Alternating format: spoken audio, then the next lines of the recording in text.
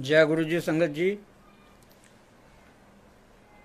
मुझे दुबई की संगत के लिए आज्ञा हुई है कि मैं आपके साथ गुरु जी के वो पल शेयर करूं जो हमने गुरु जी के साथ उनके सामने बिताए हैं। और गुरु जी की मेहर से गुरु जी ने हमें हर रोज़ बात की है, आशीर्वाद दिए हैं।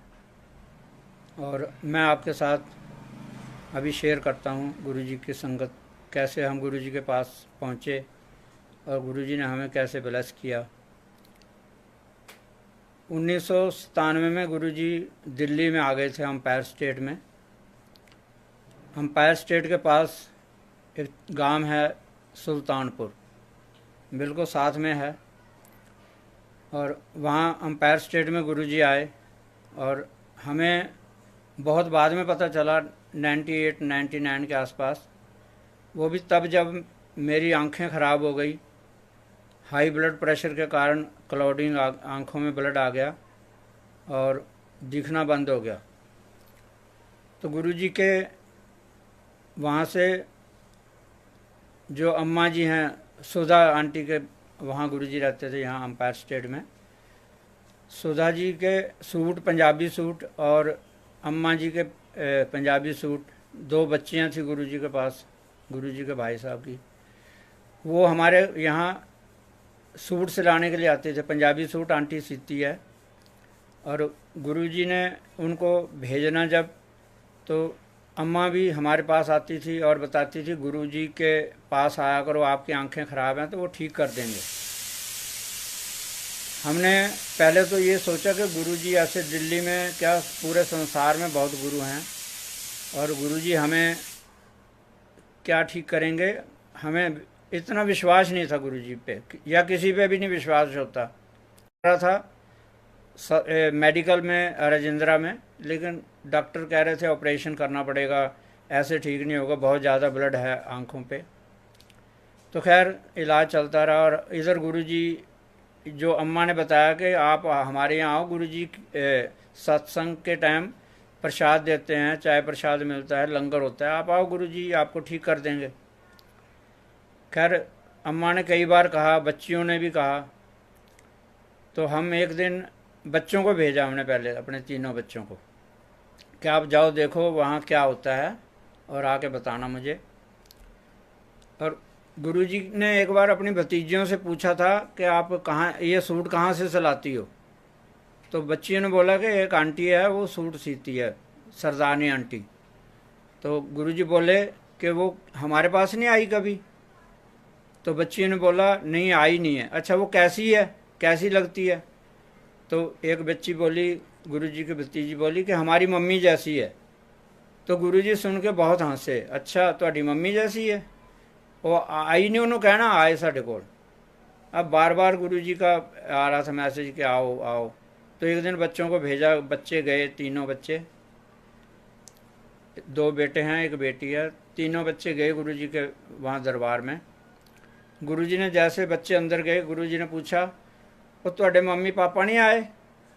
अच्छा कल उन्होंने भी लैके आना। बच्चों को वहाँ बैठाया, चाय प्रसाद, और गुरुजी अपने हाथों से प्रसाद देते थे उन दिनों। हर तरह का प्रसाद गुरुजी देते थे वहाँ अपने हाथों से। बच्चों को लंगर कराया और लंगर कराने के बाद अपने ड्राइवर छोटू से बोले कि जाओ इन बच्चों को गाड़ी में बैठा के घर छोड़ के आओ। अब तीनों बच्चों को वो घर छोड़ के गया गाड़ी में।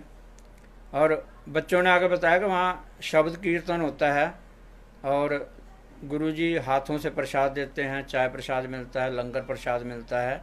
उसके बाद आगे ले कुछ नहीं है कि वहाँ कोई ऐसा आडंबर हो रहा हो, कुछ हो रहा हो।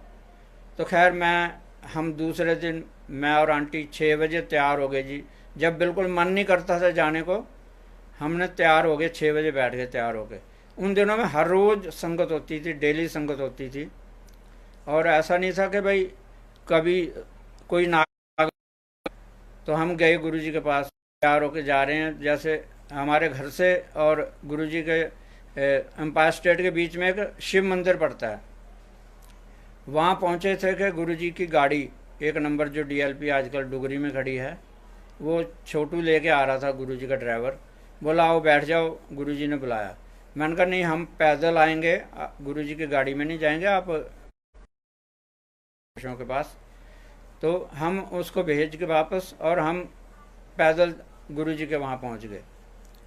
अब यकीन नहीं मानिएगा, जैसे हम गुरुजी के दरबार में अंदर कदम रखा, ऐसे दिमाग में जो अंधेरा सा या दुख की जो दिमाग में भरा हुआ था, वो सब गुरुजी के दर्शन करते ही दूर हो गया। और पर्दा, जैसे पर्दा फटता है, ऐसे दिमाग से एक आवाज़ आई पर्दा फटने की, कि बिल्कुल क्लियर हो गया सब कुछ। और जो बिल्कुल दिखता नहीं था, बिल्कुल गुरुजी के दर्शन हुए। गुरुजी सामने बैठे थे, नूर बहुत, चेहरे पे नूर था उनके, और बड़े अच्छे लग रहे थे गुरुजी। तब गुरुजी ने मुझे देखते ही बोले, सरदार जी टेलीफोन डिपार्टमेंट में काम करते हो? मैं कहा हाँ जी गुरुजी। अच्छा बह जो, कल्याण हो गया। सानू हमें बैठा दिया। बैठाने के बाद चाय प्रसाद आया, और चाय प्रसाद के बाद फिर गुरुजी ने मुझे बुलाया कि मम्मी पटियाला रहंदे ने? मैं कहा हाँ जी गुरुजी। गुरुजी को सब पता था। पटियाले, हमें गुरुजी कई बार कहते थे कि सुल्तानपुर से भी आप हमारे गवांडी हो, गवांडी मीन्स नेबर, और पटियाला से भी आप हमारे गवांडी, क्योंकि मलेरकोटला के पास ही पटियाला है। तो गुरुजी हमें इस तरह से बुलाते थे। खैर गुरुजी ने बोला, अच्छा अपनी मम्मी नू कह के शहद मंगाओ, पुराना शहद मंगा लो। उन दिनों में मोबाइल नहीं होता था, तो मैंने लैंडलाइन से बात करके माँ से, और उनको बताया कि आप शहद भेज दो। हफ्ता लगा शहद आने में, और शहद आने के बाद गुरुजी को मैंने शहद ला के दिया एक शीशी में भर के। गुरुजी ने ब्लेस किया और शहद मुझे दे दिया कि ये 2 दिन आपने हफ्ते में 2 बूंद दोनों आंखों में 2-2 बूंद डालना है। अच्छा, उससे पहले गुरुजी ने मुझे, जब एक हफ्ते पहले जब हम जाना शुरू किया था, दूसरे दिन बोले कि आप महरौली जाओ, और महरौली से एक चांदी का कड़ा जो 2.25 तोले का होना चाहिए, पुराने तोले, आज के ग्रामों में नहीं, 2.25 पुराने तोलों में कड़ा बनवाओ, और उसमें जोड़ नहीं होना चाहिए कोई। तो मैंने कहा जी गुरुजी ठीक है, मैं जाता हूँ। अब महरौली में घूमता रहा मैं, और भी जगह गया, 1-2 जगह। बिना जोड़ का कड़ा बनाने को कोई सोनार तैयार नहीं हुआ। बोले जी जोड़ तो लगेगा ही। तो मैंने कहा नहीं, मुझे तो बिना जोड़ कर 2.25 तोले का ही शुद्ध चांदी का कड़ा चाहिए। तो गुरुजी की कृपा से एक सुनार मान गया कि जी मैं बना दूंगा आपको कड़ा। अब उसने कड़ा बना दिया। कड़ा लेके, ये कड़ा जो मैं आपको अभी दिखा रहा हूँ, ये गुरुजी के हाथ से ब्लेस किया हुआ कड़ा है चांदी का। गुरुजी ने इसको ब्लेस किया और मुझे दे दिया कि इसे पहन लो, और शहद डालते रहे। कड़ा पहन लिया, और दिन रात नज़र ठीक होने लगी। इधर गुरुजी ने एक जग मंगाया मेरे से, तांबे का जग। उन्होंने तो कहा जग ले आना तांबे का। अब मैं 2 लीटर का जग उठा लाया जी, मुझे पता नहीं था। तो गुरुजी हाँ से देख के जग, बोले अड्डा वड्डा की करना सी। खैर कहते कोई बात नहीं, जितना पी सको पी लेना, बाकी स्नान करते टाइम उसमें डाल दिया करना। तो खैर ये चीज़ें होते ही होते गुरुजी के पास जाते, रोज़ गुरुजी से आशीर्वाद मिलता था। कल्याण हो गया, मौज करो, ऐश करो, ये गुरुजी हमेशा बात करते थे। आंटी से हर रोज़ बात होती थी। अब हमने तो सुना था कि गुरुजी किसी से बात नहीं करते, लेकिन हम जब जाना शुरू किया, पता नहीं हम में, सुल्तानपुर में देखो हज़ारों लोग रहते हैं, लेकिन गुरुजी ने हमें ही चुना। पता नहीं क्या कारण था, हमारे गुरुजी ने हमें चुना इतने लोगों में। और कोई संगत सुल्तानपुर से नहीं जाती थी, बल्कि अंपायर स्टेट में भी बहुत लोग रहते हैं, वो भी नहीं आते थे। कुछ आसपास के लोग थे, 4-5 जो लोग आते थे। खैर गुरुजी ने हमें अपने पास बैठाना, गुरुजी बात करते थे, आंटी से बात करते थे। और गुरुजी जिनको भी चोला, अपना चोला देते थे, जो पहना हुआ चोला गुरुजी लोगों को देते थे ब्लेस करने के लिए, तो वो बोलते थे आंटी के पास जाओ, उत्थे जाकर सुलाओ। और सब लोग हमारे पास ही आते थे चोला सिलाने के लिए। तो गुरुजी के चोले ये सीती थी, तो पैसे कईयों से नहीं लेना चाहती थी कि गुरुजी के चोले हैं तो नहीं लेने। तो गुरुजी ने एक दिन मैसेज पहुंचा दिया कि उनको बोलो पैसे ज़रूर लिया करो, मेहनत का काम कर रही हो तो ले लो पैसे। तो गुरुजी के कहने पे गुरुजी ने कहा 500 रुपये लिया करो हर एक से। गुरुजी अपने बिल्कुल भक्तों का ख्याल रखते हैं।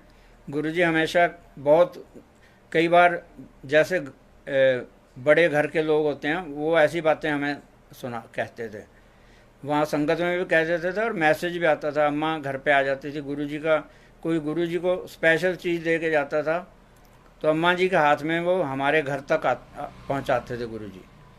कोई चीज़ किसी दिन हम नहीं गए तो ज़रूर हमारे पास घर आ जाती थी। गुरुजी आके उनको बोलते थे अम्मा जाके सरदारनी नाल सत्संग कर। दोपहरी भरी दोपहरियों में, गर्मी के टाइम में भी अम्मा को भेज देते थे और कई बार बच्चियों को भेज देते थे, जाओ आंटी से कोल बैठो जाके। अब वो आ जाती थी, बच्चों के साथ बैठ जाती थी, खेलते थे, बच्चे छोटे छोटे थे। और इस तरह टाइम बीतता गया, गुरुजी के पास जाते रहे। और इधर गुरुजी का बड़ा मंदिर, कई 2-3 सालों के बाद गुरुजी का बड़ा मंदिर तैयार हो गया। गुरुजी के पास जाना, गुरुजी ने आशीर्वाद दे के, लंगर करवा के, सब प्रसाद बहुत गुरुजी देते थे उस समय। उनका हाथ में जो एक हाथ में प्रसाद होता था, हमारे 2 हाथ में नहीं आता था। और गुरुजी कई बार 2-3 बार बुला लेते थे, आ जाओ भी सरदार जी आ जाओ, जाना और गुरुजी ने फिर प्रसाद दे देना। 3-3 4-4 बार प्रसाद खाया गुरुजी के हाथ से और जन्मों जन्मों की भूख मिट गई। इतना मतलब गुरुजी ने खिलाया सब कुछ। और अब गुरुजी के पास जाना शुरू हो गया। उस टाइम बहुत कम संगत होती थी, आज की तरह लाखों करोड़ों आदमी नहीं थे। 10, 20, 30 आदमी, जो दिल्ली की क्रीम हुआ करती थी उन दिनों में, मिनिस्टर, और बहुत मतलब ऐसी संगत होती थी जिसको आप बखान नहीं कर सकते। मिनिस्टर होते थे, खेल जगत के खिलाड़ी होते थे, एक्ट्रेस होते थे, और समाचारों चैनलों के बड़े बड़े एंकर होते थे। तो गुरुजी के पास बैठते थे, गुरुजी उनका सबका कल्याण करते थे। क्रिकेट खिलाड़ियों में कईयों को जो उनको प्रॉब्लम थी वो दूर की। गुरुजी हमेशा सबका भला करते थे, ब्लेसिंग करते थे। अब उधर मंदिर तैयार हो गया, इधर बच्चे अपनी दादी के पास गर्मियों की छुट्टियों में पटियाला चले गए, हम दोनों घर पे रह गए। तो गुरुजी के पास जाने से, हाँ, गुरुजी के वहाँ दर्शन करने जाने से पहले हम घर में कई बात सोचते थे कि आज गुरुजी से ये बात करेंगे जाके। लेकिन संगत जी आप मानिए, जैसे गुरुजी के वहाँ अंदर दरबार में एंट्री करते थे, वो सब आश हो जाता था कि हमने क्या कहना गुरुजी से। मांगने की तो हिम्मत क्या, वहाँ बोलने का नहीं होता था। गुरुजी खुद बोलते थे कुछ तो उसका जवाब हम देते थे। बाकी अपने मन से नहीं हम बोल पाते थे कुछ भी कि वहाँ क्या कहना है। तो हम रास्ते में जा रहे थे, मैं और ये आंटी, रास्ते में ये बोली अब गुरुजी का मंदिर तैयार हो गया है, हमें दर्शन करने हैं। रात में संगत होती है वहाँ पर, गुरुजी के पास तो संगत के पास साधन हैं, गाड़ियाँ हैं, वो तो रात में चले जाते हैं, हम कैसे जाएंगे गुरुजी का मंदिर देखने। मैंने कहा कोई बात नहीं, चले जाएंगे, दिन में चले जाएंगे, बस से चले जाएंगे, वहाँ दिन में दर्शन कर लेंगे, रात में कोई ज़रूरी थोड़ी है। तो खैर ऐसा सोचते हुए, बात करते हुए हम मंदिर चले गए गुरुजी के पास। मत्था टेका, चाय प्रसाद लिया गुरुजी ने जो प्रसाद दिया, लंगर लेके, मैं पहले लंगर ले लिया और मैं हाथ धो के, उन दिनों में लंगर लेके हाथ धो के गुरुजी से फिर आज्ञा लेनी होती थी घर जाने के लिए। तो जैसे मैं हाथ धो के गुरुजी के पास आज्ञा लेने के लिए आया तो गुरुजी बोले सरदार जी बैठ जाओ, अच्छे मेरे को बैठ जाओ। अच्छे पास में बैठा लिया मुझे। और गुरुजी बोले आंटी किथे, मैं कहा जी आ रही है। सरदारनी आंटी किथे, मैं कहा जी आ रहे, हाथ धो के आ रहे। अच्छा ठीक है बुला लो ना। दोनों हम बैठ गए जी गुरुजी के पास। अब गुरुजी ने, नोएडा से एक संगत आती है, मुझे नामों का थोड़ा याद नहीं रहता क्योंकि भुलक्कड़ हूँ थोड़ा सा। तो खैर उन्होंने मैं बत्रा साहब कहते, तो बत्रा जी को बुलाया, छोटे भाई को, बत्रा इधर आ। अब बत्रा साहब आ गए, आके उन्होंने गुरुजी के पास मत्था टेका। गुरुजी बोले एनू आंटी अंकल नू लैके बड़े मंदिर चल जा।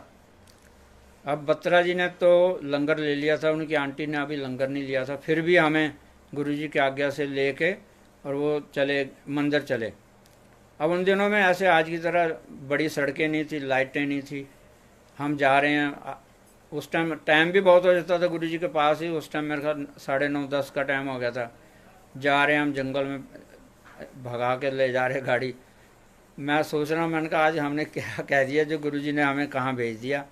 पता भी नहीं था मंदिर कितनी दूर है। तो चलते चलते हम भाटी माइंस के पास जो गुरु जी का बड़ा मंदिर बना हुआ था वहाँ पहुँच गए। वहाँ जाके देखा तो उन्होंने, बत्रा जी ने दरवाज़ा बड़ा खड़काया और माली उठ के आया, क्योंकि 2-3 फैमिली थी माली की जो गुरु जी के मंदिर की सेवा में हर टाइम वहीं थे। और आज की तरह कोई सेवादार संगत कुछ नहीं थी वहाँ पर।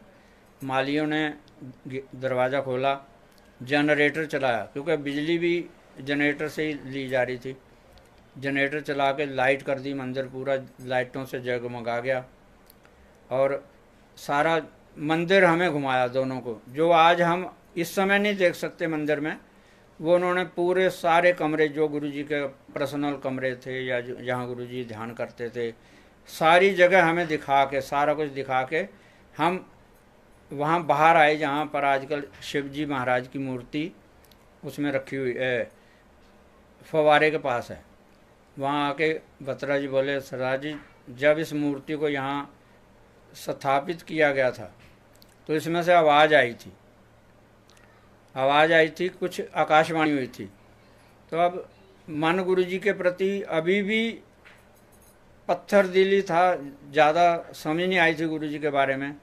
तो मन में सोचा मैंने उनको तो कुछ नहीं कहा, मन में सोचा, मैंने कहा ये जो महापुरुष होते हैं ये त्राटक विद्या मीन्स हिप्नोटिज्म से किसी भी चीज़ को बुला सकते हैं, पत्थरों से भी बात करा देते हैं, सब कुछ संभव है हिप्नोटिज्म द्वारा। अब ये कह के मैंने उनसे तो नहीं कहा, हम अंदर जाके बड़े मंदिर में बैठ गए दरबार में। अब 5 लोग हम बैठे थे, 1-2 वो अंकल आंटी, 2 हम और 1 माली बैठ गया हमारे। 5 लोग बैठे हुए थे। इतने में आज जो पहले लंगर नीचे अंडरग्राउंड लंगर था, छोटा सा लंगर था क्योंकि संगत ज़्यादा नहीं होती थी, तो गुरुजी उस साइड से गुरुजी ने अंदर प्रवेश किया मंदिर में। और कम से कम 20 से ज़्यादा लोग, 20-25 लोग होंगे जो गुरुजी के साथ संगत के रूप में थे, अंदर एंट्री की और हम खड़े हो गए। तो गुरुजी बोले, आंटी तू कहती सी ना मंदिर किद्दां देखांगी, ए हुण देख ला मंदिर, देख लिया किद्दां लग्या तेनों? बोली हाँ जी गुरुजी बहुत अच्छा लगा, आपने दर्शन करा दिए, बहुत ही अच्छा लगा। अच्छा बैठ जाओ। गुरुजी ने हमें, बैठ गई सब सज के, गुरुजी बैठ गए अपने सिंहासन पे। अब गुरुजी प्रसाद बंटवारा करके सबको प्रसाद दिया। गुरुजी ने अपने हाथों से हमें भी दिया और बहुत सारा प्रसाद दिया गुरुजी। ये आंटी के पास से बहुत प्रसाद हो गया। गुरुजी ने मिठाई के डिब्बे, और गुरुजी पता नहीं क्या मेहर करते रहते थे, बहुत कुछ देते थे गुरुजी। खैर थोड़ी देर में गुरुजी ने जोशी अंकल और एक और संगत से कहा, जो सेवक से, कि जाओ मेरे कमरे तो ना गुरु नानक देव जी स्वरूप ले आओ बड्डा चक के। आज जो मेरे पीछे आप देख रहे हैं गुरु नानक देव जी का ये स्वरूप गुरुजी ने अपने हाथों से मुझे वहाँ बड़े मंदिर से उस दिन दिया। और ये इतना बड़ा है कि किसी, वो जब दिया तो मैं घबरा गया देख के। मैंने कहा ये इतना बड़ा स्वरूप दे रहे हैं गुरुजी, कैसे जाएगा घर। खैर थोड़ी देर में गुरुजी ने बड़े बत्रा जी को बुलाया, उनके बड़े भाई को बुलाया। बोले बत्रा तेरे को सीलो गड्डी है? बोला हाँ जी। अच्छा सरदार जी गुरु नानक देव जी का स्वरूप लैके उन्होंने घर छड़ गया। अब खैर चलो, मैंने और उन्होंने स्वरूप उठाया, इसने प्रसाद उठाया और हम बाहर आए गाड़ी तक। सीलो गाड़ी में रखने, ऊपर कैरियर नहीं था, अंदर गेटों से जा नहीं रही थी क्योंकि बहुत बड़ी ये है, ये स्वरूप है, तो नहीं जा रहा था अंदर। तो काफ़ी मशक्क़त करते रहे, कभी डिक्की भी खोल के रख के देखना चाहा तो उसमें भी नहीं आई। तो जब नहीं आई तो मैंने कहा गुरुजी अब आपने ये स्वरूप तो दे दिया, इसे घर कैसे ले जाऊं, आप बता। ऐसा सोच ही रहे थे तो गुरुजी ने जैसे अपने आप ही प्रकट होके मेरे दिमाग में आया कि डिग्गी में तिरछी करके रखते हैं इसे, और मैं पकड़ लूँगा और बैठ जाएंगे हम लोग। मैं गाड़ी में नहीं बैठूंगा, पीछे डिक्की में बैठ जाऊंगा ये पकड़ के स्वरूप को, और आंटी आगे बैठ जाएगी। तो उसमें बिल्कुल तिरछी करके ठीक से आ गई। और मैं भी जोड़े इनको पकड़ा दिया अपने शूज़, मैंने कहा लेके आगे बैठ जाओ। और बत्रा जी बोले नहीं जी गुरु आप पीछे बैठोगे तो गुरु जी गुस्से हो जाएंगे, और उनको सब पता लग जाता है। खैर मैंने कहा अब तो ये ऐसे ही जाएगी, और तो कोई तरीका है नहीं, तो कोई बात नहीं, गुरु जी गुस्से हो जाएंगे तो सहना पड़ेगा। खैर मैं बैठ गया पीछे। ये उन धीरे धीरे गाड़ी चलाते हुए वो लेके आए। उन दिनों में एम्पायर स्टेट के पास आके मैंने कहा आपने तो नोएडा जाना है तो आप जाइए, हम ले जाएंगे घर, इसको थोड़ी दूर ही आप।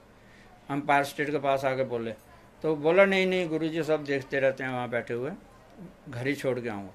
तो घर छोड़ के चले गए हमें। और जब मैंने उसी टाइम हथौड़ी कील से ये लगा दी फ़ोटो पीछे, ये उन गुरुजी ने कहा था कि यहाँ आप सोते हो उसी के पास वहाँ अपने आसपास लगा लेना। तो लगा के हम उस टाइम 2:30-3 का टाइम हो गया था रात के, सो गए।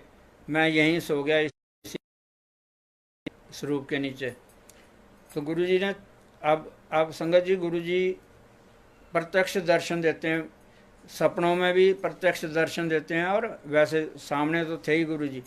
तो जैसे 4 साढ़े 4 का टाइम हुआ, एकदम कमरा रोशनियों से नहा गया, रोशनियाँ रोशनियाँ हो गई चारों तरफ। और बिल्कुल गुरुजी एक कमरे में उन दिनों अंपायर स्टेट में भी सोफे पे बैठते थे, आज की तरह सिंहासन नहीं था। तो सोफे पे बैठे हुए गुरुजी लाल चोले में, लाल ही सोफा है, और उनके सामने टेबल पे 3 ग्रंथ तो टेबल पे रखे हैं, एक ग्रंथ खोल के थाई पे रखा हुआ है, और उसमें कुछ पढ़ रहे हैं, और 4 ग्रंथ हैं बड़े बड़े। तो गुरुजी जैसे मैं गेट के पास हूँ तो गुरुजी बोल रहे सरदार जी आ जाओ, एक कोई त्राटक विद्या नहीं हैगी। गुरुजी ने मुझे उसी टाइम बता दिया कि जो मैंने कहा था कि त्राटक विद्या से ये सब कुछ होता है। तो अब गुरुजी ने हमें बता दिया कि त्राटक विद्या नहीं है। तो गुरुजी साक्षात भगवान हैं, विष्णु ब्रह्मा विष्णु महेश के ज्ञाता हैं। उस दिन से विश्वास आ गया मन में कि गुरुजी हैं, भगवान हैं। तो गुरुजी ने उसके बाद भी ऐसे कई बार मन में आता है आदमी के, जब भी गुरुजी के बारे में तो के प्रत्यक्ष बता दिया था गुरुजी ने। गुरुजी के मंदिर जाना हमने, और वहाँ बहुत कौतक करते थे गुरुजी, प्रसाद भी आ जाता था और उनके हाथ से, और वो दे देते थे लोगों को सचखंड प्रसाद। और कभी कुछ किसी को गुरु नानक देव जी के रूप में दर्शन दे देने वहीं बैठे बैठे संगत में, और किसी को शिव जी के रूप में दर्शन देने। गुरु जी हमेशा कहते थे कि मैं शिव का अवतार हाँ तो नानक जी का अवतार हाँ। तो गुरु जी बहुत मतलब ज़्यादा किसी को ऐसा नहीं कि कोई वहाँ कोई रूल, संगत जिस तरह से भी आती थी बैठ जाती थी, जैसे भी आती थी बैठती थी, गुरुजी सबका कल्याण करते थे। हाँ गुरुजी पंजाबी पहरावे से बहुत प्यार करते थे, पंजाबी कल्चर से बहुत प्यार करते थे। लंगर के टाइम में गज़लें और गाने और जो गुरुजी को अच्छा लगता था वो बिल्कुल सब होता था वहाँ पर। कभी कभी गुरुजी लोगों को डांस करने के लिए भी कह देते थे, सब लोग नाचते थे वहाँ पर गुरुजी के सामने, और गुरुजी कभी उनकी तरफ देखते नहीं थे। गुरुजी पता नहीं उनकी क्या कष्ट दूर करते होंगे, जिनको चला भी नहीं जाता था वो भी वहाँ नाचते हुए देखे गए। खैर गुरुजी के पास जाते जाते गुरुजी जैसे हम बच्चों को लेके जाते थे, मेरी बेटी हमेशा पंजाबी सूट में जाती थी और सिर पे चुन्नी लेके गुरुजी को माथा टेकती थी हमेशा। गुरुजी खुश होते थे जैसे देखते थे कि 8-9 आदमी रह गए हैं, लाइन में लगे हुए हैं सब लोग, तो ये सिर पे चुन्नी लेके हैं। संगत जी कनेक्शन की वजह से बना था। तो बच्ची की शादी पंजाब में होने के बाद, हाँ मेरे पेपर हो गए, हो गया मैं राजपुरा ट्रेनिंग पंजाब में ही, मेरे घर के आसपास ही। मेरी आवाज़ आ रही है जी?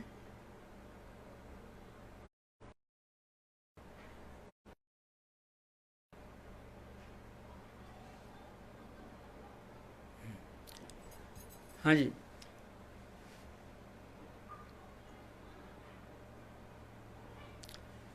तो राजपुरा में मेरी ट्रेनिंग शुरू हो गई।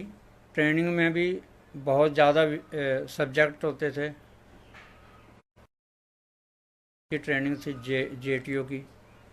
तो आपको पता कैसे उसमें बीएससी लड़के और सब थे, हमें सब पढ़ाने में वहाँ मुश्किल होती थी पढ़ने में, लेकिन गुरुजी का स्वरूप जेब में होता था, जब भी उसको मत्था टेकना और चले जाना। एग्ज़ाम भी हो गए। पहला फेस मेरा पटियाला राजपुरा में पूरा हो गया। उन दिनों में वहाँ रहते हुए प्रॉब्लम आनी शुरू हो गई थोड़ी हार्ट की। खाना पीना वहाँ मैस में था, सब कुछ था, घूमने फिरते थे। और जब दो जबलपुर में ट्रेनिंग, तो उससे पहले हार्ट के दूसरा दौरा भी हो चुका था। उसके बाद मैंने इसे कहा अब पता नहीं तीसरे दौरे में क्या हो जाए, मैं कराऊंगा, क्योंकि जो भी टेस्ट हो, टीएमटी टेस्ट और जो भी के बाल हटा के वो करते थे, इसलिए मैंने और मैंने कहा मैं ऑपरेशन भी नहीं कराऊंगा अगर इस तरह करेंगे तो जैसे हम वहाँ सब जगह हुआ, हेमकुंड साहब भी हुआ, हम 15,200 फुट ऊंचा है, पैदल ही चले गए मैं और आंटी। वहाँ अपनी फ्रेगरेंस दी, और जब हम वापस भी आ गए वहाँ से तो गुरुजी बोले हाँ उत्थे की मिला ਤੁਹਾਨੂੰ ना घूमया करो, इदा किते भी ना जाया करो, घर बैठा करो, ਇੱਥੇ ही है रब सारा। ऐसे हमें बताते थे कि बाहर नहीं जाना कहीं। आंटी को बोलते थे तू जाया कर, सरदार जी ने भेजा कर किते। आंटी से भी बात होती रहती थी। जब 2002 में वापसी हो गई, अब गुरुजी को भी हमने इसलिए नहीं बताया कि गुरुजी कहेंगे ऑपरेशन कर, जो अगर ठीक हुआ तो वैसे तो गुरुजी करते हैं ठीक। मैं मन में घर से तो कि मेरे को ये प्रॉब्लम है, और वाकई में नहीं बताया मैंने। और तीसरा, हाँ, दौरा पड़ने से पहले कुछ पता नहीं क्या होता था, पता चल जाता था कि दौरा हो सकता है अगले सुबह। तो गुरुजी उसको मुझे पता नहीं क्या सोची।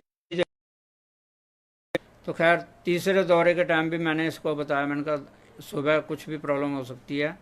तो पास भी आए हुए थे, तो पास में बैठे हुए सब लोग, तो इसको मैंने कहा मैं आपको जगा दूंगा तो तुम मेरे को दवाई दे देना, ये पानी। ये भी देने का टाइम नहीं देते, दौरा जो है दवाई देने का टाइम नहीं देता। फिर भी चलो,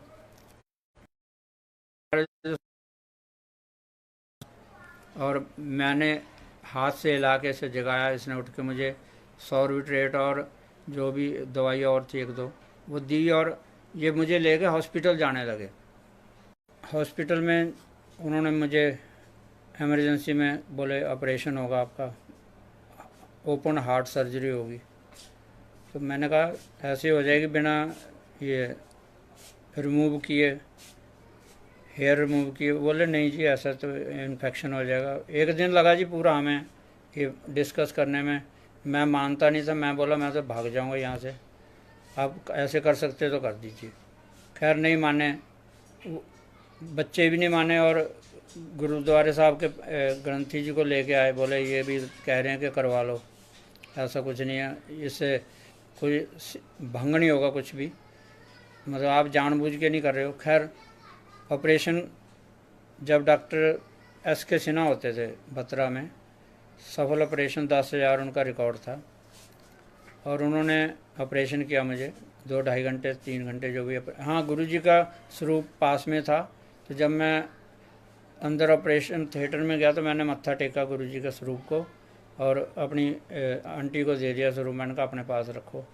तो जब मैं अंदर गया तो हमने पहली बार मैंने देखा कि डॉक्टर भी हाथ जोड़ के कुछ मतलब मन में जाप करते हैं ऑपरेशन करने से पहले। जब तक मुझे एनेस्थीसिया दिया जा रहा था और सब कुछ था, तो मैं डॉक्टर साहब को देखता रहा। हाथ जोड़े घूमते रहे। और जब मैं बेहोश हो गया तो उन्होंने जैसा जो भी ऑपरेशन का था कर दिया। 2.5-3 घंटे बाद मुझे वहाँ से रिकवरी रूम से वार्ड में ले गए। और कुछ देर बाद जब होश आना शुरू हुआ तो नर्स आई, उन्होंने मुझे कहा मेरा हाथ खींचो, ऐसा मतलब जो उनका प्रोसेस होता है कि होश में आ गए हैं कि नहीं। होश में आने के बाद कुछ देर बाद आंटी को और बेटे को बाहर से बुलाया गया, मुझे मिलवाया। तब तक मुझे इतना होश नहीं था, फिर भी बात हो रही थी कौन आया कौन गया है। खैर जब वार्ड में पहले आईसीयू में रखते हैं बहुत हफ्ता 3-4 दिन, उसके बाद जब आईसीयू में डरावने सपने आने लगे और बिल्कुल काली छाया ऊपर उड़ती रहती थी और ऐसा लगता था कि जैसे पता नहीं कौन कौन ऊपर मंडरा रहे हैं, चेहरे नज़र आते थे डरावने। तो मैंने गुरुजी से कहा, मैंने गुरुजी आपने जो अभी ये जो आ रहा है डरावना काम, इसको तो हटाइए और अपने दर्शन दीजिए, अपने मंदिर के दर्शन कराइए। तो वहाँ लेटे लेटे मुझे मेरे दिमाग के ऊपर से जैसे लड़ाकू जहाज़ निकल जाता ना, बड़ी तेज़ आवाज़ करता हुआ, ऐसे कुछ हुआ। और वो जो काले सपने और वो जो दिमाग में ऐसे फितूर आ रहा था एनेस्थीसिया की वजह से, वो सब ख़त्म हो गया। और गुरुजी के मंदिर के दर्शन हुए, शिवलिंग बड़ा वाला जो ऊपर मंदिर के ऊपर है, साफ नज़र आया और मन शांत हो गया। अब आप मानोगे नहीं, दूसरे तीसरे दिन से मैं अपने आप उठा और सब काम अपने आप करता था, कपड़े पहनने, जो भी वो वहाँ का प्रोसेस था वो अपने आप करना। आस पड़ोस के बेडों पे जो और लोग थे वो नर्सों को गालियाँ देते थे और बड़ी बुरी तरह से मारते थे उनको। बहुत अच्छा नहीं लगता था, लेकिन वो उनकी मजबूरी होगी। तो गुरुजी ने मुझे तो अपने सारे काम में अपने हाथों से बाहर घूमने जाना, अपने आंटी भी आ जाती थी, इसको भी गुरुजी की कृपा से किसी गार्ड ने नहीं रोका, रात को भी मिल जाती थी, आ जाती थी, बैठ जाती थी पास में। तो गुरुजी ने वहाँ बिल्कुल जो मेरे 8-10 दिन वहाँ निकाले, बहुत मतलब आराम से मैं खुद ही अपने आप सब कुछ करने लगा। और जैसे ही वहाँ से घर आया मैं 8-10-15 दिन बाद, घर आने के 15 दिन बाद मैं गुरुजी के दर्शन करने गया। गुरुजी बैठे हुए थे, मैं गया। हाँ जी सरदार जी, अपना हार्ट रिपेयर कराया है, नवा पवा लिया हार्ट? मैं कहा हाँ जी गुरुजी, तुसी नवा हार्ट पाता। अच्छा ठीक है, सब कल्याण हो जाएगा। ऐसे गुरुजी थोड़ी देर में मुझे बुलाया, बोले सरदार जी तुसी पैग ला लेंदे हो, विस्की पी लेंदे हो? मैं कहा नहीं गुरुजी मैं नहीं पींदा। अच्छा इदा करो, थोड़े दिनों बाद 1 पैग 2 पैग ले लिया करो।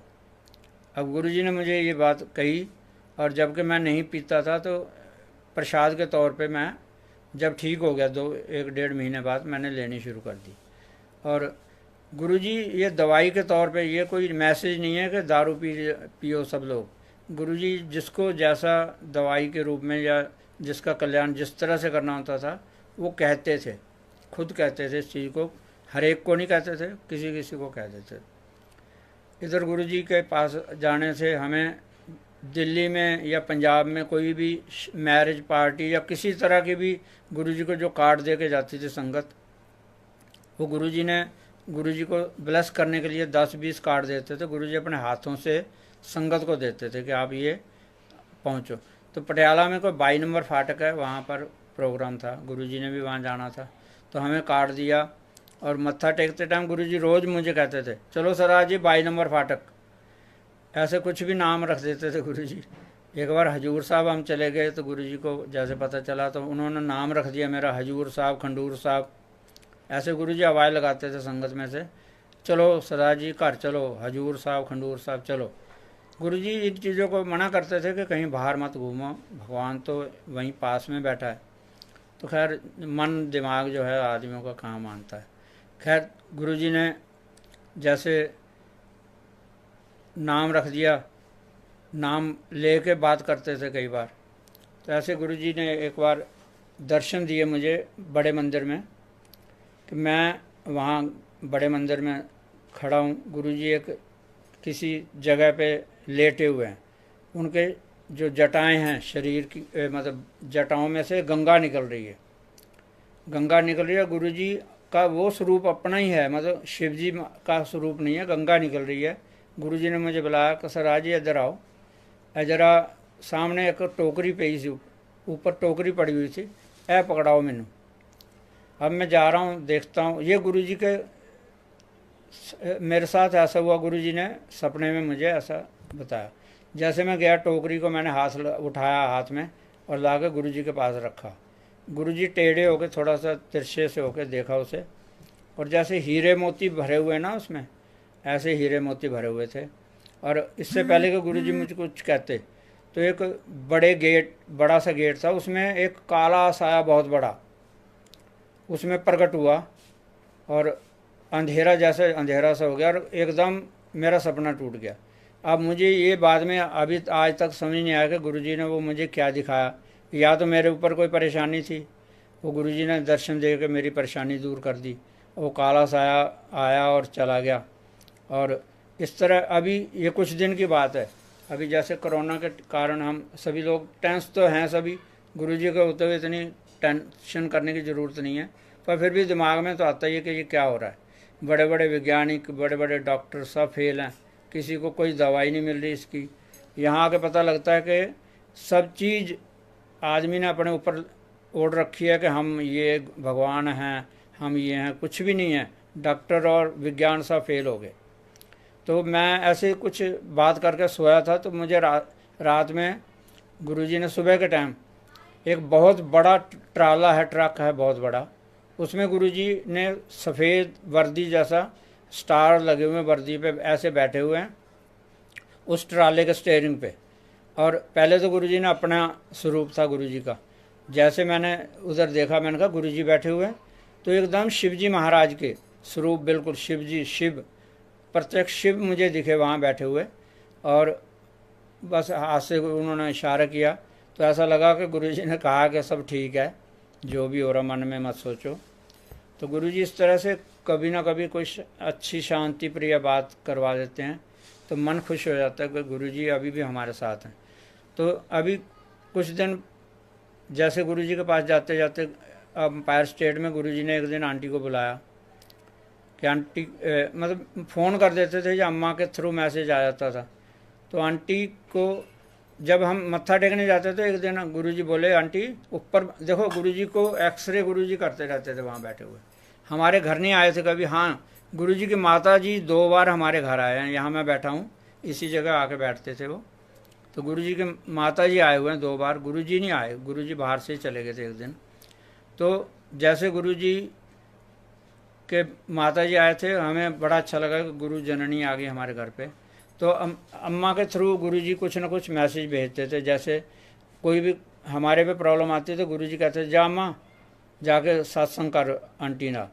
या गुरुजी ने अपना कोई अंत्य वस्त्र ठीक ऑल्ट्रेशन कराने के लिए भेज देते थे। तो गुरुजी ने एक दिन आंटी को बुलाया अपने वहाँ एम्पायर स्टेट में। तो ये गई, तो गुरुजी ये आंटी सुधा आंटी के पास बैठी थी। तो गुरुजी स्नान करके ऊपर फ्लोर पे गए। तो गुरुजी ने इसे देखा तो हाँ मुस्कराए। गुरुजी बैठ गए कुर्सी पे। गुरुजी बैठे तो इसको बुलाया अपने पास, आंटी इधर आ। गुरुजी के पास आई। तो जैसे गुरुजी ने अपने सुधा को या किसी को बोला, अम्मा को बोला, जा अम्मा वो मेरी अलमारी चो सामान लिया कट के जड़ा आंटी ने देना है।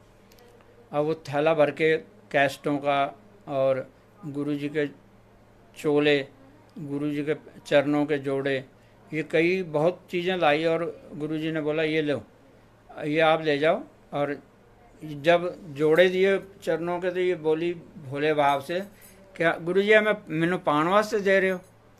वो कहते नहीं, चलिए जो तेरे ते कोई प्रॉब्लम आवे, तू तेनू जरूरत पे तो इन्हें अगे अरदास करनी है, इनू रखी संभाल के। अब लेके गुरुजी ने और कैस्टें दी, बड़े मतलब सीढ़ियाँ वगैरह बहुत कुछ दिया, प्रसाद दिया। अब इससे उठा नहीं जाए इतना सारा गुरुजी ने सामान दे दिया। अब ये जब घर आई तो इसका मुंह बिल्कुल ऐसे हो रहा था जैसे लाल, बिल्कुल ब्लड टपकने लगेगा। मतलब ऐसे बहुत खुशी होती थी जब गुरुजी कोई बात करते थे ना, इससे बहुत खुश होती थी। तो आ गई घर आके, मैं तो था नहीं घर पे, जब से शाम को मुझे बताया कि देखो गुरुजी ने बहुत कुछ दिया मुझे। तो गुरुजी के जोड़ों के और चोलों के गुरुजी उनको कुछ ना कुछ, जैसे चांदी का सिक्के कभी आए तो गुरुजी ने अम्मा के हाथ भिजवा देते थे।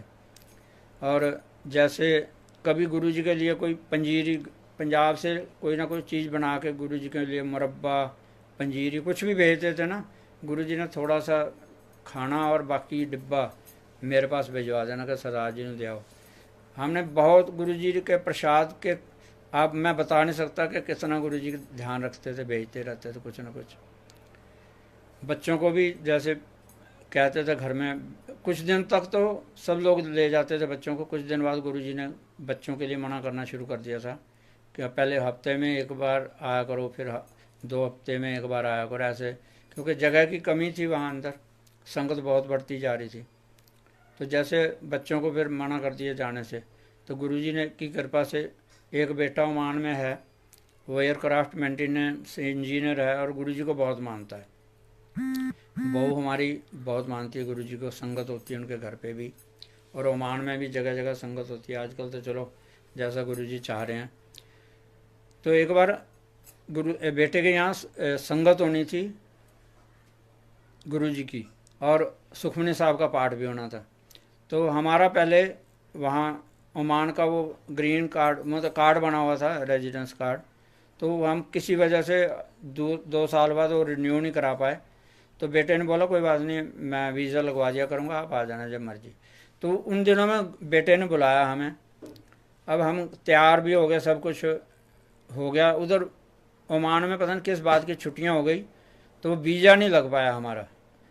जिस दिन होनी थी संगत, उससे एक दिन पहले बेटे का फ़ोन आया, पापा अभी तो शायद चलो अगली गुरुजी की संगत में तो ना आप क्योंकि वीज़ा नहीं लगाया, और ऑफिस में छुट्टियों पे हैं ऑफिसर जिन्होंने वीज़ा लगाना था, जो भी था उनके ऑफिस से होता था।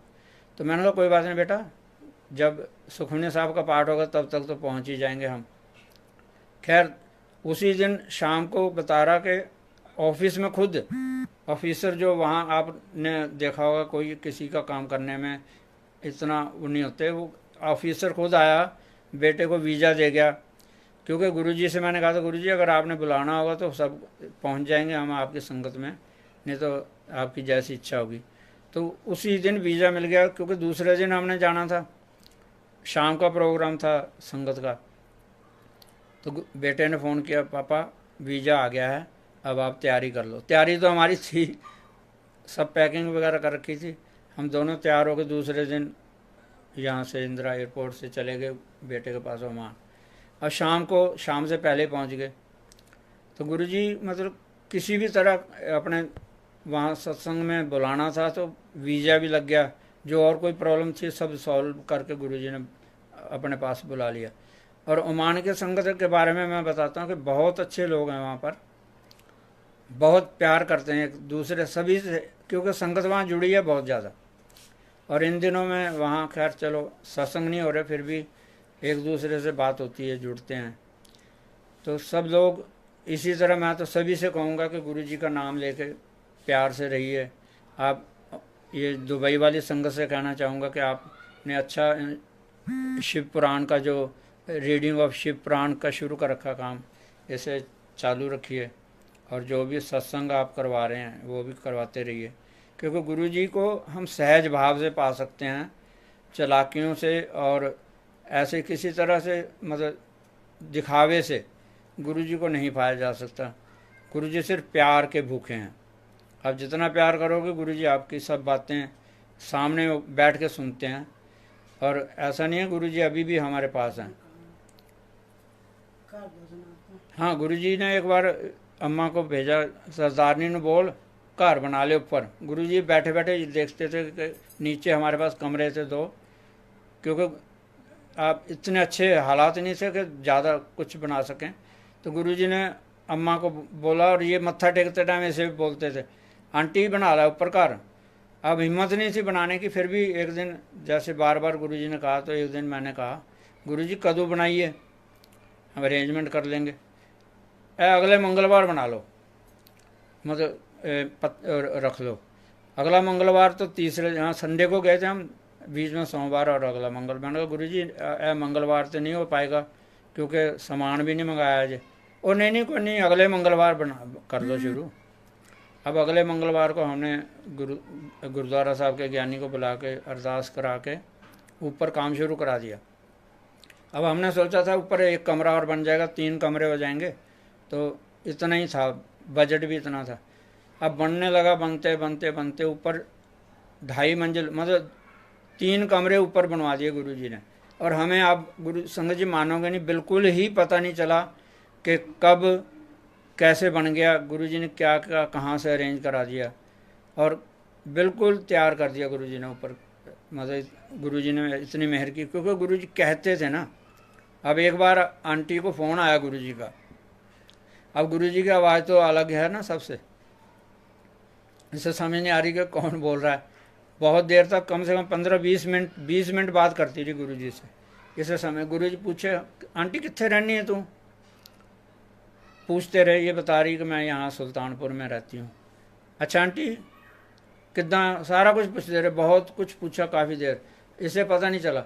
अच्छा बाद बोले, अच्छा आंटी, जो आंटी बोले ना, अच्छा आंटी चलो ठीक है रख दो। अब इसे समझ आ गई कि हो, ये तो गुरु जी की आवाज़ थी। ये फिर पछताई बहुत कि गुरु जी को मैंने क्यों नहीं पहचाना। तो गुरु जी ऐसे कभी कभी ऐसे फ़ोन करते थे और बात करते रहते थे। और गुरु जी के लिए आप सबसे यही प्रार्थना कि आप अपना प्यार गुरु जी के प्रति रखिए, विश्वास रखिए। गुरु जी अभी भी, हाँ आज की संगत ज़्यादा ब्लेस्ड है क्योंकि हमने फिजिकल देखा है गुरु जी को, सामने बैठ के बात करी है, तो मन अभी भी हमारा वही फिजिकल देखने के ऊपर है। लेकिन आप लोग गुरु जी के बाद जुड़े हैं, गुरु जी के महासमाधि के बाद जुड़े हैं, तो आप उन्हें जी आप सबका भला करते हैं और भला करते ही रहेंगे। और अभी तो और बोलने की हिम्मत नहीं है क्योंकि गुरु जी जितना बुला सकते हैं उतने बुलाते हैं। अब बीच बीच में 2 बार खराबी भी आ गई, फ़ोन भी मेरा पहले से ख़राब है, तो मैं इसके लिए भी क्षमा चाहूँगा संगत जी से। और जब कभी फिर मौका लगा तो और कोई शेयर करने के लिए बहुत है, क्योंकि रोज़ जाते थे गुरु जी के पास, लेकिन अब दिमाग में नहीं आ रहे गुरु जी कुछ ना कुछ। हाँ एक बार मैं आपको एक सत्संग अपने बारे में सुनाता। मैं ऑफिस से, जब अभी तो मैं रिटायर हो गया हूँ 2014 में, मैं ऑफिस से ड्यूटी से जल्दी आ गया किसी टाइम। अब आने के बाद मैं दोपहर में जल्दी आ गया था, तो खाना वाना खा के मैं लेट गया और मुझे सपना आया कि गुरु जी एक जगह बिल्कुल सफ़ेद चादरें, ये गुरु जी के महासमाधि के बाद का सपना है, बहुत दिन बाद का। तो वहाँ एक जगह पे बहुत सारे सफ़ेद चादरें बड़ी बड़ी बिछी हुई हैं और गुरु जी एक सिंहासन पे, कुर्सी पे बैठे हुए हैं, अकेले बैठे हैं, और मैं और ये आंटी जाके मत्था टेक रहे हैं वहाँ पर। और चारों तरफ पत्ते ही पत्ते, सूखे पत्ते झड़ झड़ के वहाँ गिरे हुए हैं, हवा चल रही है उससे उड़ रहे हैं पत्ते। तो मैं गुरु जी को मत्था टेक रहा हूँ, तो गुरु जी बोले, सरदार जी देखो ਇੱਥੇ ਪਹਿਲਾਂ किन्नी भीड़ होंदी सी, कितने लोग आते सी, अज मेरे कोल कोई नहीं आया मंदिर च। इस तरह गुरु जी ने मतलब बात की मेरे से। अच्छा सरदार जी बह जो, लंगर छक के जाना। गुरु जी जब भी ऐसे बोलते थे तो वही, जब मेरे एकदम मैं जाग गया, मैंने कहा ये क्या हुआ, गुरु जी याद कर रहे हैं। तो मैंने फटाफट स्नान किया। ये बोले क्या हो गया, मैंने कहा मैं अब तू तैयार हो जा आंटी, हमने गुरु जी के पास जाना, गुरु जी ने बुलाया है। गुरु जी कह रहे आज कोई नहीं आया मंदिर, छोटे मंदिर की बात बता रहा हूँ मैं आपको, एम्पायर स्टेट। तो हम तैयार होके, स्नान करने के बाद तैयार होके मैं, और तैयार होके हम चले गए छोटे मंदिर गए। और जबकि वहाँ संगत नहीं होती थी उन दिनों में, सुधा आंटी घर पे नहीं होती है तो बंद हो जाती संगत। तो तब भी अम्मा ने हमें बैठाया, चाय प्रसाद दिया पहले, तो हम बैठे रहे। अम्मा से हमने कोई बात नहीं की, गुरु जी को अरदास करी, गुरु जी कोई ਅਸੀਂ आ गए ਤੁਹਾਡੇ ਕੋਲ, ਹੁਣ ਜਿੱਦਾਂ ਤੁਸੀਂ ਕਹਿ ਰਹੇ ਸੀ भी कोई नहीं आया, तो मैं कहा ਅਸੀਂ आ गए हैं ਹੁਣ ਤੁਸੀਂ देखो। तो गुरु जी ने मतलब आशीर्वाद ही दिया होगा। तो हम जब चाय प्रसाद लेके थोड़ी देर में चलने की तैयारी कर रही, तो अम्मा बोली सरदार जी रुक जाओ, प्रसादा छक के, लंगर छक के जाना। क्योंकि गुरुजी ने कहा था ऐसे टाइम में कभी लंगर नहीं मिलता था, जैसे कोई वहाँ प्रोग्राम ना हो तो लंगर नहीं था, फिर भी अम्मा ने हमें बैठाया कि सरदार जी लंगर छक के जाना, क्योंकि गुरुजी ने कहा था सपने में कि लंगर लेके जाना। अब लंगर आ गया हमारे दोनों के लिए, तैयार था, लंगर ला के हमें छकाया और हम गुरुजी को फिर धन्यवाद किया, गुरुजी आपने जो कहा था कि लंगर लेके जाना, आपने वो भी छका दिया, अपने दर्शन भी दे दिए, चाय प्रसाद भी मिल गया और दूसरा प्रसाद भी अम्मा ने हमें दिया। तो मेरा कहने का मतलब गुरुजी कभी कभी बातें करते हैं हमसे, चाहे वो स्वप्न में आ जाएं कैसे आएँ, तो मन की बात उनके या मेरे ऐसा कोई दिमाग में नहीं था कि गुरुजी के पास आज कोई आया होगा कि नहीं, लेकिन फिर भी मुझे पता चला तो मैं गुरुजी के पास गया। गुरुजी के पास मत्था टेकने, जैसे लंगर लेने के बाद मत्था टेकने जाते थे तो गुरुजी 8-10 आदमियों से पहले ही मुझे इशारा करते, चलो सरदार जी चलो। उत्थों मैं लाइन चो निकल के उत्थे ही मत्था टेकना और वापस घर, आंटी ने भी आ जाना मेरे नाल। गुरुजी ऐसे हमें परखते हैं कि ये कई लोग मैंने देखा है कि गुरुजी के चरण छुए बिना घर नहीं जाना चाहते, वो गुरुजी मना भी करते रहे तब भी जाके ज़बरदस्ती चरण छूते हैं। तो इससे ये सिद्ध होता है कि गुरुजी हमें देख रहे हैं। जब 8-10 आदमियों के बाद मुझे वो इशारा करते थे तो मैं ये समझता था गुरुजी ने मुझे, मेरी हाजिरी लग गई है, गुरुजी ने कह दिया कि आप जाओ। और वैसे भी गुरुजी हमें वहाँ ज़्यादा देर नहीं बैठने देते थे, गुरुजी कहते थे जाओ ऐसे बिल लेना जाके काम करो घर। और एक बार जैसे मैंने बीच में रह गया, आँखों का ऑपरेशन मेरा जो मैंने बताया था कि होना था, तो गुरुजी से जैसे मैं ठीक होने लगा शहद डालने से और गुरुजी के आशीर्वादों से, तो एक दिन वो फिर मेरा ऑपरेशन का जो डेट थी वो डॉक्टर का मुझे फ़ोन आया कि आपका ऑपरेशन है तो डेट आ जाओ, आप आ जाओ। तो मैंने गुरुजी से पूछा, मैंने गुरुजी ऑपरेशन कराना, मैंने डॉक्टर ने बुलाया, कहता नहीं नहीं सर जी ऑपरेशन नहीं कराना, डॉक्टर तो इत्थे धक्के खाते फिरते हैं। गुरुजी ऐसे स्पष्ट बातें बोलते थे, सबके सामने बोलते थे, और वो मैंने नहीं करवाया जी ऑपरेशन। तो और मैं आपसे आज्ञा लूँगा, और कोई गलती होगी हो या बीच में डिस्टरबेंस हुई है 2 दिन, तो आप लोग सब गुरुजी से प्यार कीजिए, जो अपना नित्य नेम है उसमें गुरुजी का नाम, गुरुजी को शामिल कीजिए। गुरुजी हमेशा आपके साथ हैं, चाहे आप विदेशों में, आजकल तो गुरुजी वर्ल्ड वाइड सत्संग हो रहे हैं गुरुजी के, और इस कोरोना ने तो गुरुजी को और महान बना दिया है, हमें रोज़ सत्संग सुनने को मिलते हैं। तो मैं यही चाहूँगा कि सब लोग पुरानी नई संगत जो भी हैं गुरुजी के गुणगान करते रहें और गुरुजी से जुड़े रहें। गुरुजी आप सब पे अपनी मेहर बरसाएंगे, मौज कराएंगे और ब्लेसिंग करते रहेंगे। जय गुरुजी।